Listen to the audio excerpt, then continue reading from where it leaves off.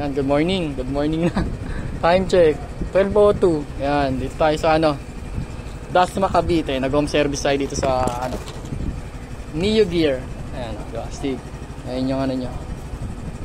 Lagyan natin ito. Senlo M1 na 30 watts. Tsaka Underglow. Kulay green, mint green. Tapos ito. Anti-nakaw, anti-tep. Sindihan mo natin yung NDL. Ito yung switch nya.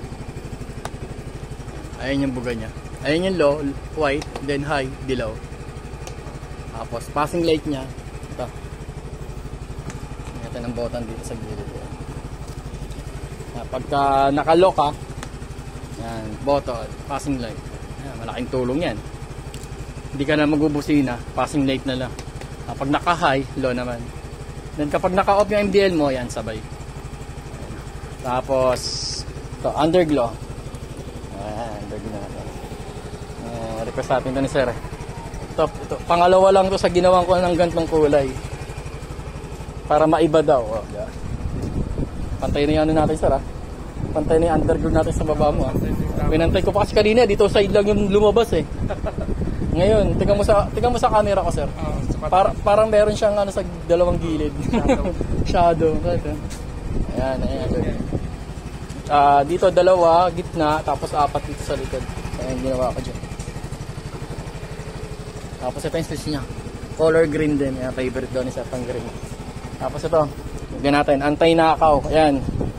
Malaking tulong kasi ito ngayon sa panahon niya. Sakyan ka lang, mananakaw ka agad. Kagaya nito, maandar yung motor, i-off mo lang.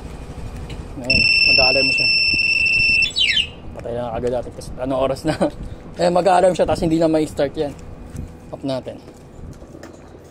Ngayon, gamitin natin gamit ng remote. Kasi parang keyless na rin ang dating ito eh. O, ayan. Ngayon, andyan yung susi. Ayan. Alisin natin ha. Ayan, nasa yung susi na. Tapos, ito yung sinasabi ko sa sir, na walang susi, gagana lahat. Ayan o. Y siya. Ayan, signal light. Ayan, meron siya. Diba? Kanan. Hazard. O, ayan. Siyempre, brake light. Meron dapat. Ayan. Underglow. Ayan, gumagana din. Ayan. Ilaw. Ayan, meron yan. Passing light. O, meron din. Tapos, ayan, on-off. Siyempre, busina. Ayan, wala po siyang susi. Ang hindi lang kasama dito sa anti-tep, yung manubela natin. Siyempre, isa rin manubela. Hindi kasama sa anti-tep. Tapos yung yung upuan natin.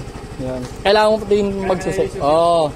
Hindi, mas maganda rin kasi nakasuksok yan sir. Kasi siyempre, yung mga magnanakaw, iisipin nila, may anti-tep ka pag wala tong susi mo.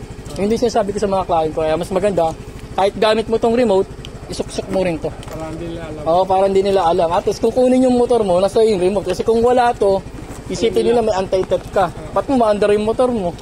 Ano yun? Yan yung sinasabi ko rin sa mga ibang client ko eh. Oo. Hindi, kailangan mo rin talaga kasi ilalak mo yung manibela mo eh. Diba? Ayan.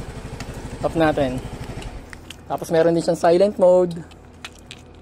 Ayan. 1, 2, 3, 4, 5. Ayan, kanyari, ginalaw. Ayan. Magbabibrate lang dito. Pero hindi yung ma-start yan. Ayan, ginamitan yung universal. Ayan, start natin. Wala. Hindi po siya naka-side stand. May iba kasi sabi, baka naka-side stand kaya ayaw mag-start. Ayan. Ayan siya. Ito, nagka-vibrate. Ayan. Wala. Hindi niya ma-start yan. Mag-start man, makamatay din agad. Ayan. Tayo natin. Tapos meron din siyang answer back. Then, dalawang remote. Yun ang pinagkaiba nito. Mas mahaba range itong may antenna. And then ito sa backup niya. Ingatan nyo lang sir na mabasa. Ayan. Dito sa Neo Gear. Okay, ano ka sir? CJ. Ito si sir, nakita lang tayo nito kanina sa sa TikTok eh. Nirush tayo nito. Ayan, ginapa tayo ng umaga. Pero at least solid naman yung gawa natin dito. Satisfied naman to si sir eh. Kasi magaling daw. Maayos na yung pagkakagawa natin. Ayan, talagang nirush natin. Kasi may rides to mamaya si sir eh. Mag-rides daw to si sir eh. Ayun lang, dito sa Dasma Cavite. Ayun lang. Thank you.